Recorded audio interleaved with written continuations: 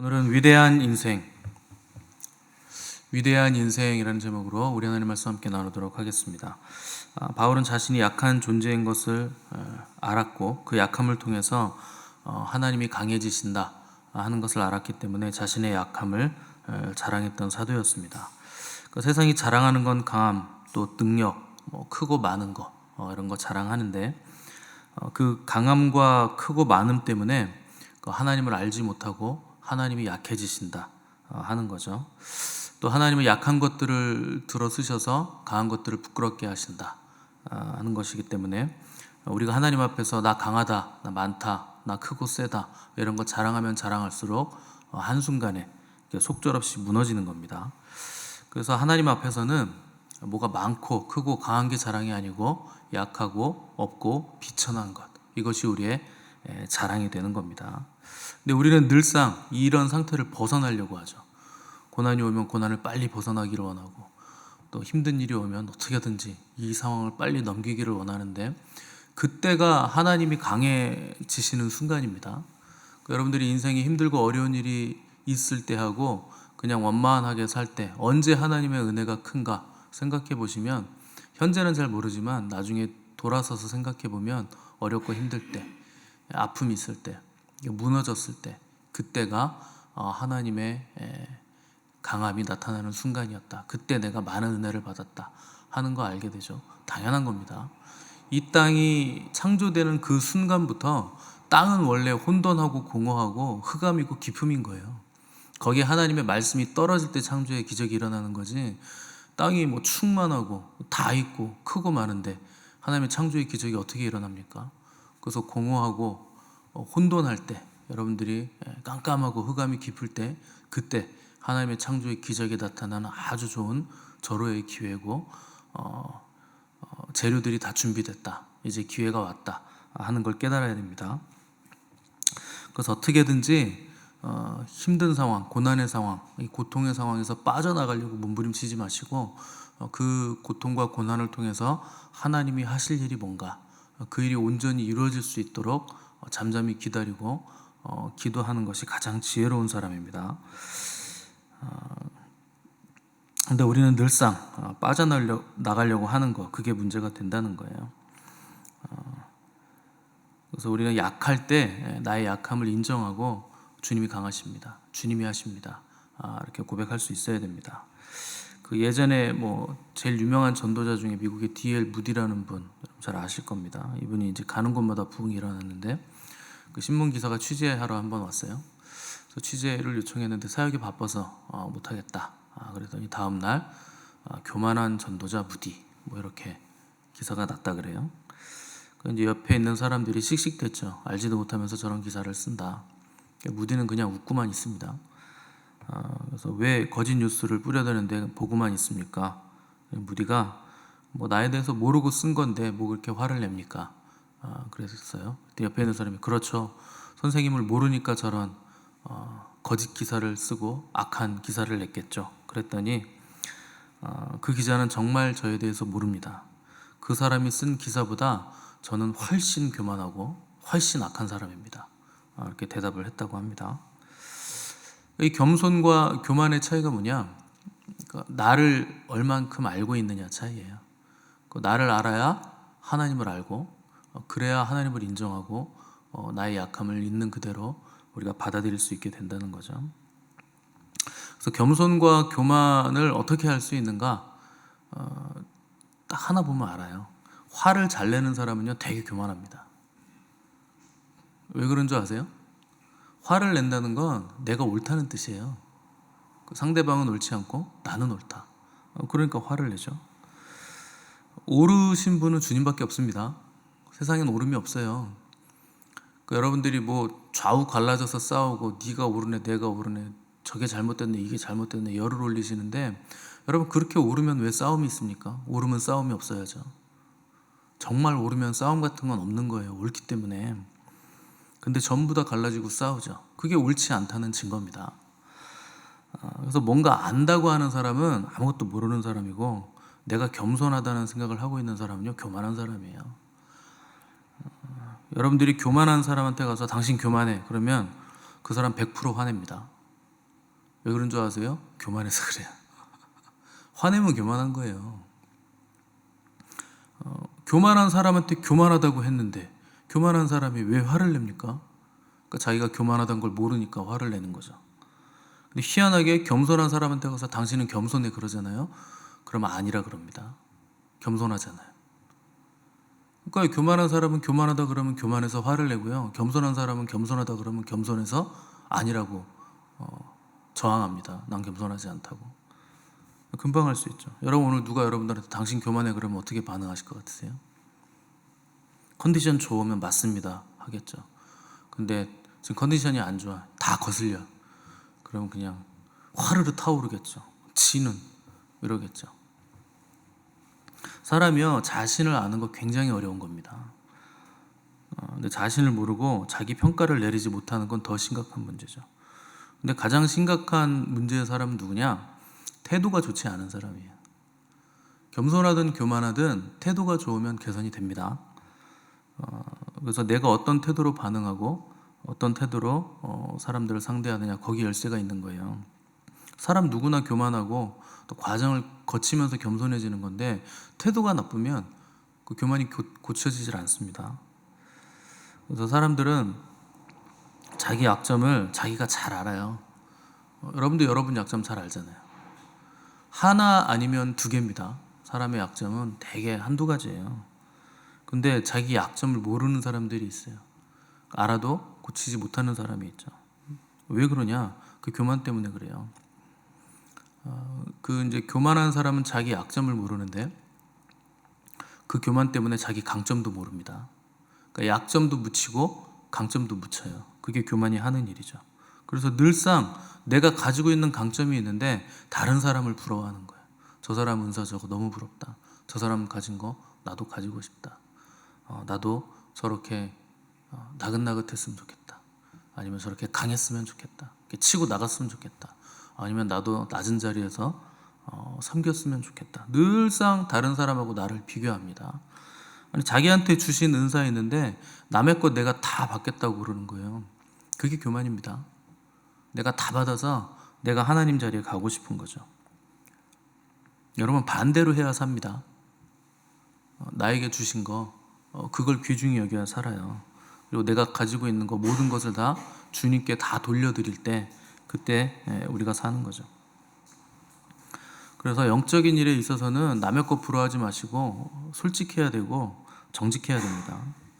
그 회개하지 못하는 이유도 교만 때문이죠. 왜 솔직하지 못한가? 그것도 교만 때문이죠.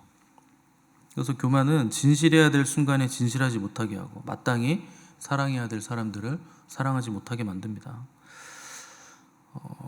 어제도 말씀드렸지만 내가 주님을 사랑하는 거 귀한 일이에요. 그리고 발버둥 치는 거 좋은 일입니다. 그런데 그거보다 훨씬 더 근본적으로 중요한 건 주님이 나를 사랑하시는 그 사랑을 아는 거예요. 내가 주님께 사랑받는 자라는 걸 모르기 때문에 여러분들이 자꾸 쓰러지는 겁니다. 내가 부모의 사랑받는 자라는 걸 모르면 늘상 전전긍긍하는 거예요. 왜 나는 사랑을 못 받을까? 정말 나를 사랑할까? 그러면 어떻게 그 자녀가 건강한 자녀로서 성장을 하겠습니까? 하나님이 나를 얼마나 사랑하시는지 그 사랑을 아셔야 돼요. 그게 중요한 겁니다. 그래야 나도 내 안에서 하나님의 사랑을 받아서 사랑이 생기는 거지. 우리 안에는 사랑이 없어요. 아무런 근거가 없습니다. 인간은 사랑할 수 있는 존재가 아닙니다. 그래서 하나님의 사랑이 부음받지 않으면 절대 누구 사랑할 수 없습니다. 그래서 주님이 나를 얼마나 사랑하시는가 그걸 먼저 아셔야 돼요. 근데 그걸 모르면 늘상 다른 사람과 나를 비교하는 거죠. 저 사람은 하나님이 사랑하시는 것 같은데 나는 왜 이 모양이 꼴인가? 가인이 동생 아벨 죽인 게 그것 때문입니다. 하나님이 내 동생 제사 저건 받아줬는데 내 거는 안 받으시네. 거기서 시기 질투가 올라오는 거예요. 근데 하나님의 사랑을 아는 사람은요 시기 질투할 필요가 없어요. 하나님 거 받는데 뭐 남의 거 그렇게 시기 질투를 합니까? 시기 질투가 나오는 이유는요 성장이 멈췄다는 뜻이에요. 그러니까 내가 올라갈 힘이 없는 거죠. 더 이상. 그래서 나보다 높이 올라간 사람 보면 그걸 내 자리로 더 낮게 끌어내리고 싶은 겁니다. 내 자리에서 그냥 나는 못 올라가겠고 저놈은 자꾸 올라가니까 그걸 잡아서 끌어내리고 싶은 거예요. 그래서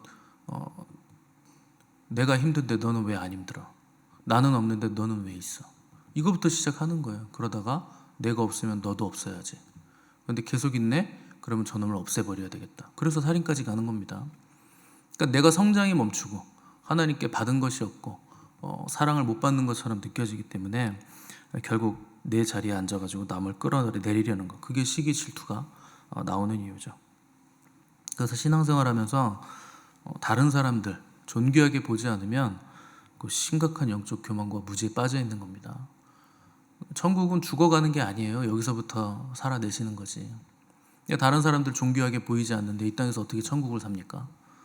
늘상 부럽고 시기하고 무수리들처럼 오늘 누가 왕의 간택을 받았는지 그 시기 질투하고 있는데 그 사람이 어떻게 이 땅에서 천국을 삽니까? 불가능하죠. 오늘 본문 보시면 바울은 다메섹에서 있었던 일을 간증했는데요.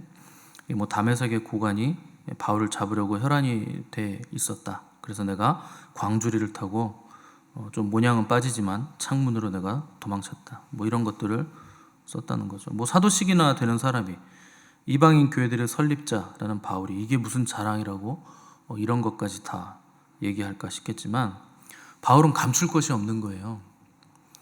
여러분, 사랑 많이 받고 자란 자녀들은요 감추지 않습니다. 그러니까 건강하게 다 드러냅니다. 왜 바울이 이걸 감추지 않는가? 여러분들이 늘상 원하고 요구하시는 그 영광, 거룩, 충만, 그런 것들이 어떻게 이루어집니까? 고난을 통해서 이루어지는 거예요. 그냥 옵니까?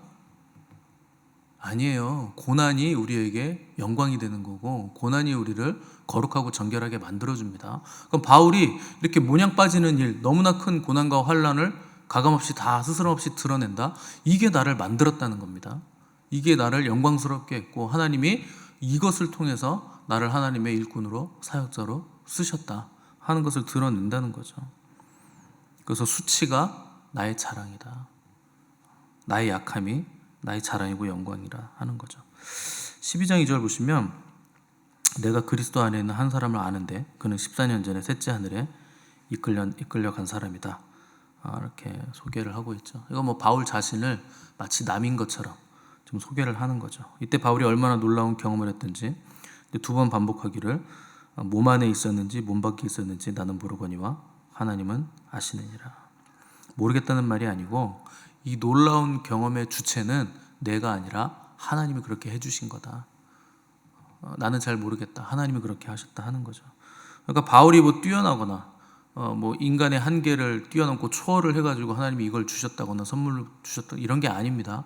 하나님이 강권적으로 그렇게 하셨다. 그래서 나는 잘 모르겠다. 몸 안에 있었는지 몸 밖에 있었는지 하나님이 그렇게 해주셨다. 또 4절 보시면 그가 낙원으로 이끌려가서 말로 표현할 수 없는 말을 들었으니 사람이 가히 이르지 못할 말이다. 그래서 낙원이라는 거 여러분 잘 아시는 단어죠. 이게 헬라어로는 파라테이소스인데 영어로 하면 파라다이스입니다. 우리말로 하면 낙원이죠. 예수님 십자가에 있던 한편 강도가 주님 당신의 나라 임하실 때 저를 좀 기억해 주십시오 부탁했는데 주님이 거기서 네가 오늘 나와 함께 낙원에 있으리라 그러잖아요. 그 낙원이 바로 이 파라다이스를 얘기하는 겁니다. 계시록 2장 7절에서도 이기는 그에게는 내가 하나님의 낙원에 있는 생명나무의 열매를 주어 먹게 하리라. 거기도 파라다이스가 나오죠. 그러니까 새 하늘과 새 땅이 도래하기 이전에 구원받은 자들이 가는 곳이 낙원이죠. 근데 바울은 거기에 가봤다는 거예요. 그래서 인간의 말로는 다 담을 수 없고 표현할 수 없는 것들을 거기서 보고 들었다 하는 거죠. 왜 이런 말을 하느냐? 거짓 사도들이 고린도 교회 성도들에게 자꾸 자기들의 신비한 체험이나 경험을 자랑하는 거예요. 그러니까 바울이 그런 것들을 자랑해서 내가 아는 사람이 있는데 그 사람이 이 정도의 일을 겪었는데 자랑하려면 이 정도는 자랑해야 되는 거 아니냐? 이렇게 얘기하는 거예요. 자기가 경험한 걸 넌지시 자랑하기는 싫은데 자꾸 고린도 교회 성도들이 바울과 거짓 사도들 때문에 바울과 관계가 틀어지니까 이런 얘기까지 지금 하고 있는 겁니다. 6절 보시면 그러나 누가 나를 보는 바와 내게 듣는 바에 지나치게 생각할까 두려워하여 그만둔다. 더 말할 수 있다는 거예요. 거기 가서 보고 들은 거 엄청난 게 많은데 나 그냥 그만둔다. 왜 그러냐? 누가 나를 너무 높게 볼까봐, 심지어 주님보다 나를 더 위대하게 볼까봐 내가 여기까지만 말하고 더 이상 자랑은 안 할게. 그런데 거짓 사도들의 그 신비한 현상 자랑, 그런 거 아무것도 아니다. 그런 거 자랑하려면 한도 끝도 없다. 훨씬 더 엄청난 걸 나는 보고 왔다 하는 거죠. 또 한편으로는 바울은 그게 자랑이 될 수 없다는 걸 알고 있다는 겁니다. 왜냐하면 나는 몸 안에 있었는지 몸 밖에 있었는지 모르겠다. 내가 한 게 아니라는 거예요. 근데 그게 어떻게 나의 자랑이 되냐는 겁니다. 다 은혜였다는 거예요. 그러니 나는 자랑할 것이 없다. 은혜라는 게 뭡니까? 받을 자격이 없는데 나에게 온 거잖아요. 그러니까 나의 행위가 아니라, 자격이 아니라, 윤리 도덕이 아니라 그냥 하나님이 일방적인 선물로, 은혜로 나에게 주신 것이다. 그러니 나는 자랑할 게 없다 하는 거죠. 그래서 가장 위대한 삶은 자랑하는 삶이 아니에요. 그냥 나에게 주신 은혜를 은혜로 알고 주님께서 있으란 그 자리에서 묵묵히 나의 삶을 감당하는, 바로 그 사람이 가장 위대한 사람이 되는 겁니다. 예전에 들은 주일학교 때 들은 얘기 중에 요단강 계곡의 세 그루의 나무라는 얘기가 있어요. 이 세 그루의 나무가 비전이 있는 거예요. 꿈이 있는 거예요. 나는 예루살렘 성전에 기둥같이 쓰여지길 원한다. 한 나무는 그랬고, 또 한 나무는 나는 바다로 가서 큰 범선이 돼서 온 세계를 두루 다니면서 하나님 말씀을 전하겠다. 그랬고, 또 한 나무는 나는 여기에서 높이 자라나서 사람들이 그늘 밑에서 쉬면서 하나님을 사모하는 마음을 가지게 해주길 원한다. 이렇게 나무들이 소원을 했다는 겁니다. 근데 세월이 가서 다 이제 나무들이 엄청나게 컸는데, 한 나무는, 예루살렘의 기둥이 되고 싶었던 나무는 찍혀서 짐승 밥그릇이 됐습니다. 구유통이 된 거예요. 나무가 찍혀가지고. 그래서 나귀가 핥아먹고 개가 핥아먹는 먹이통이 돼서 마구간 한 귀퉁이에 이제 놓여지게 됐죠. 큰 배가 되고 싶었던 나무는 그냥 조각배가 돼서 그냥 조그만 배로 그냥 만들어졌고, 거기서 생선 싣고 다니는 비린내 나는 배로 만들어졌습니다. 자, 세 번째 나무는 그 자리에 그냥 있고 싶었는데 어느 날 사람들이 와서 나무를 잘라가지고 그냥 나무 통으로 만들어서 그냥 쌓아놨어요. 그래서 그냥 큰 나무 통 기둥이 된 거죠. 근데 시간이 꽤 지났는데 어느 날 한 아이가 태어났는데 구유가 된 나무에 그 아이가 누워 있더라는 겁니다. 그리고 또 시간이 또 지났는데 30년 정도 지났더니 어떤 분이 조그만 비린내나는 조각배에 오르셔서 그 배를 강대상 삼아서 하나님 나라의 복음을 전하셨어요. 그리고 또 3년이 지난 뒤에 그 설교를 하셨던 분이 쌓여있던 통나무 중에 하나, 그것을 치고 골고다 언덕으로 올라가셔서 거기에 매달려 죽으셨다는 겁니다. 무슨 얘기냐? 우리는요, 내가 어떻게 하나님의 영광이 되어서 쓰여질지 알지 못해요. 내 꿈은 너무나 원대하죠. 이렇게 되고 싶고 저렇게 되고 싶고. 근데 하나님의 뜻은 그게 아닙니다. 지금 비린내 나는 생선배 아니면 그냥 통나무 이렇게 놓여져 있는 것 같더라도 진짜 쓸모없는 존재, 내가 이렇게 살아가지고 무슨 영광이 있을까 싶을지라도 하나님이 거기에 영광을 담아내세요. 그게 저와 여러분들입니다. 여러분 안에 세상을 다 때려 넣어도 다 담지 못해요. 채우지 못합니다. 천하보다 귀한 영혼이 여러분들 한 사람 한 사람인데 왜 여러분들은 세상 것 보면서 좌절하고 절망합니까?